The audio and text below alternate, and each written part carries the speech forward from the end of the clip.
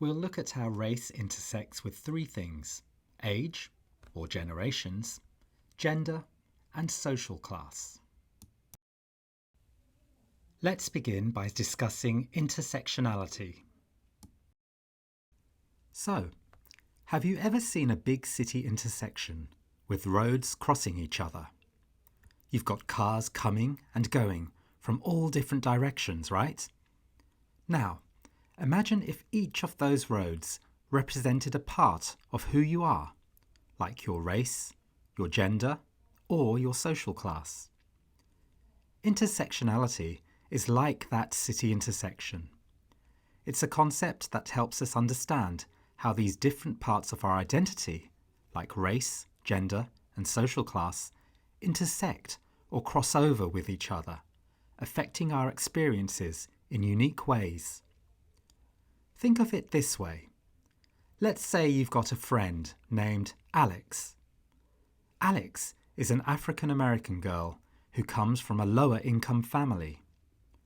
Each of these aspects, like being African American, being a girl, and being from a lower income family, can affect Alex's experiences and opportunities in life. But here's the key thing about intersectionality. These aspects don't just add up, they interact with each other. For example, the experiences of Alex as an African American girl from a lower income family are unique and may be different from, let's say, the experiences of a Caucasian boy from the same social class, or an African American boy from a wealthier family.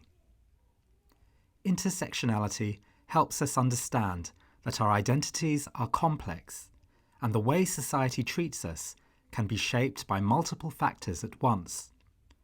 We need to recognize and consider these intersections to fully understand someone's experiences, instead of just looking at one aspect of their identity.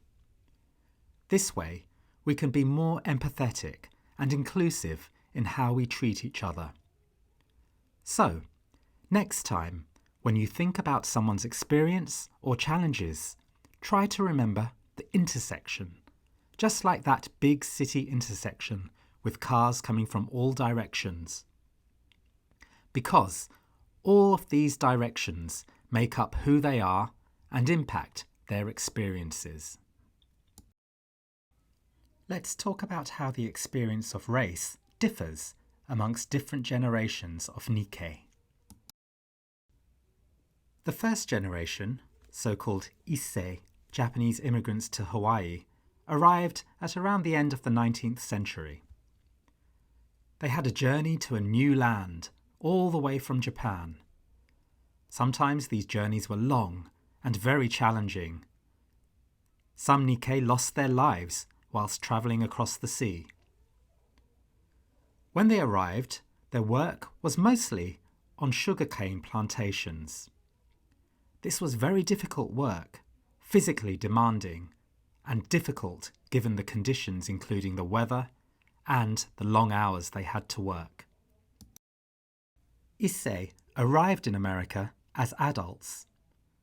They knew Japanese and spoke mainly Japanese amongst themselves. They struggled to learn and communicate in English. There were not schools available for them. There was also cultural adaptation. They maintained their traditional Japanese customs and practices. This is what they knew. Therefore, their cultural lives were basically trying to recreate Japan in Hawaii. Issei also experienced many social challenges. They were not necessarily welcomed by Americans. They experienced discrimination and prejudice due to their Japanese race and their cultural differences. Let's compare the Issei with the Yonsei, fourth generation. We no longer call these people immigrants, rather they are descendants. Therefore, fourth generation Yonsei, Japanese descendants in Hawaii. Yonsei identify more strongly as American or Hawaiian rather than Japanese. They have a sort of cultural blending. In terms of language, most, if not all, are fluent in English. English is their native language. Some of them may have an understanding of Japanese, although the level of fluency varies depending on the family. They may also speak the local Hawaiian Creole English, a kind of pidgin English. Fourth-generation Japanese descendants in Hawaii also have very different career paths.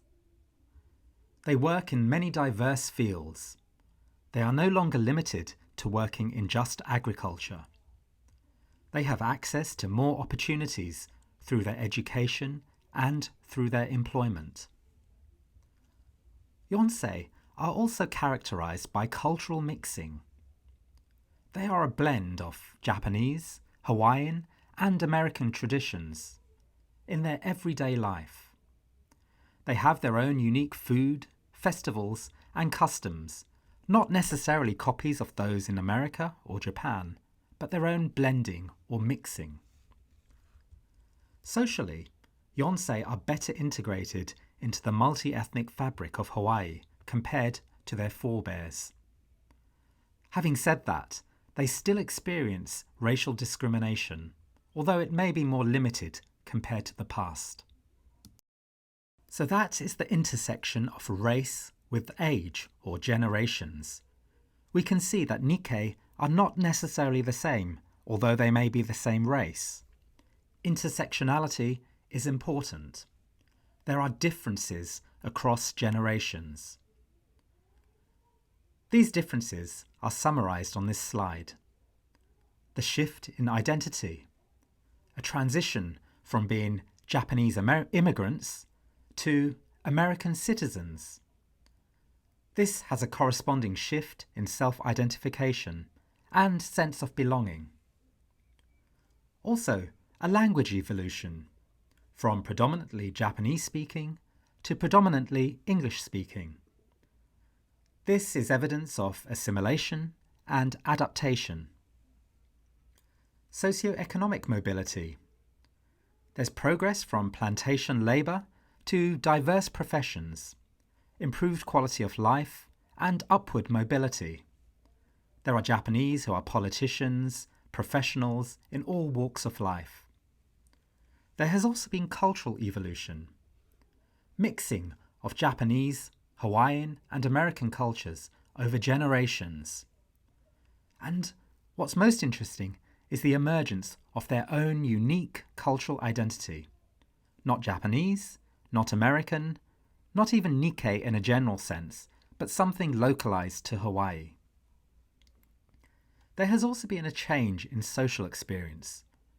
There has been a decrease in overt discrimination. There has been increased integration. Having said that, racial biases may still be present, including microaggressions and other forms of racial bias. If you are interested in intersectionality and generations with race, this book, A Course of Mushrooms by Hiromi Goto, is highly recommended. It tells the story of 3 generations of women in the same family living in Canada, and their struggles and navigation of identity, contrasting Eastern and Western perspectives.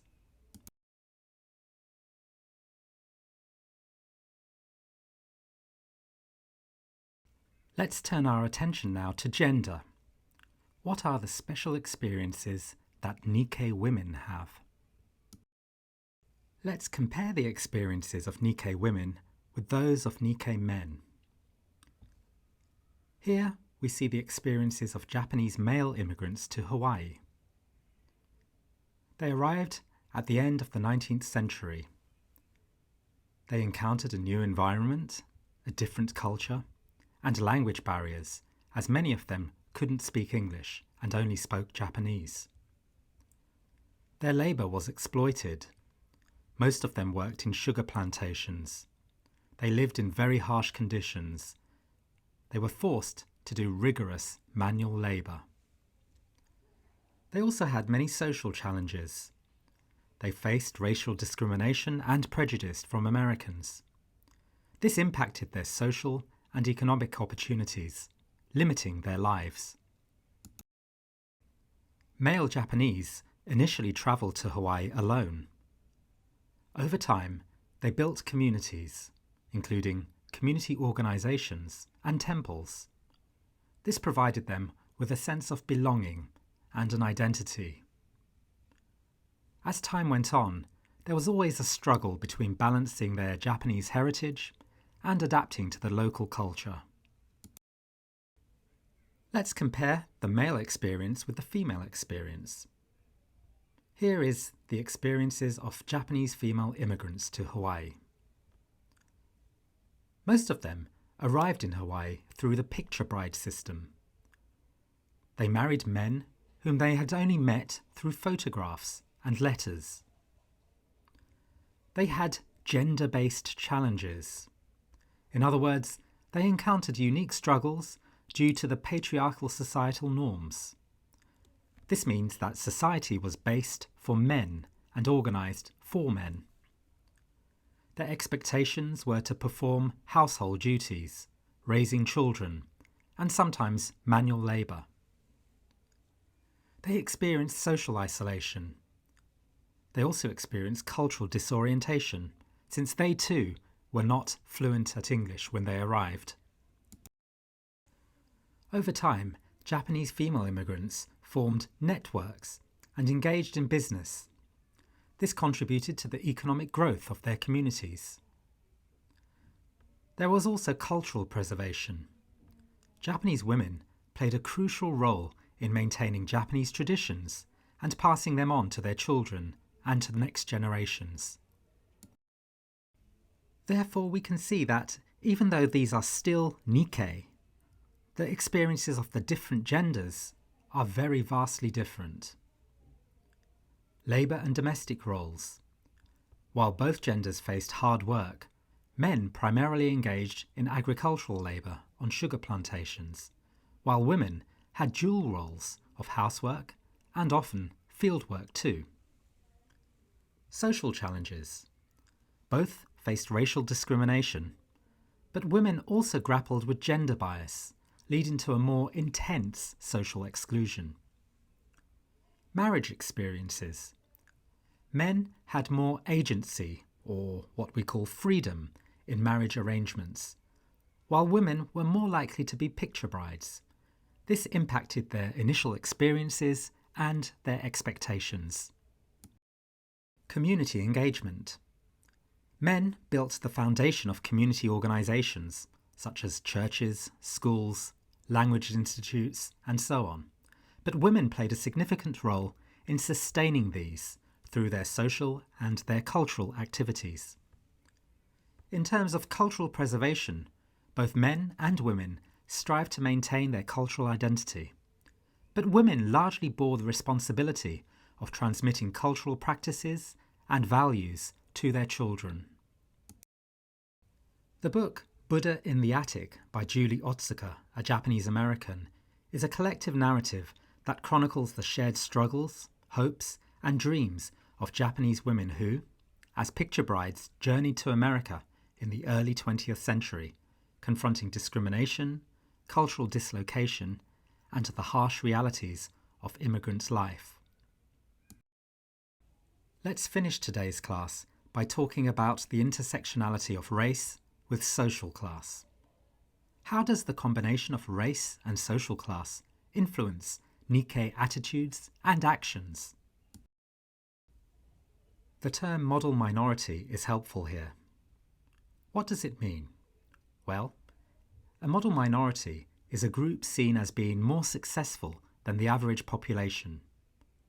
We measure this in things such as jobs, money, family life, crime rate, and so on. For example, the Japanese community in Hawaii might be seen as a model minority. This is because they are usually quite well off and well educated. Take a look at the YouTube playlist and read or listen to things about Japanese model minorities. Although it may seem good to be called a model minority, some people argue that it is not. Creating a model minority image can be a stereotype. A stereotype is something that doesn't show the real struggles and variety within a community, such as the Nikkei community in Hawaii. It can also lead to other tensions with other communities. For example, if Japanese Americans are seen as a model minority and Korean Americans are not, that can create conflict and ill feeling between the two groups. The film Model Minority shows the differences that can occur due to social class of Nikkei. It's about a Japanese American girl. She starts as a fairly middle-class person. However, as her parents separate, her identity and her struggles become evident. She's still Nikkei, of course, but her social class differs. This film is important because it shows that Nikkei are diverse and come from all social classes. Nikkei living in poverty may experience discrimination in housing, employment, and education. Nikkei living in poverty may also be more likely to suffer from mental health problems and substance abuse. The model minority stereotype is therefore a myth.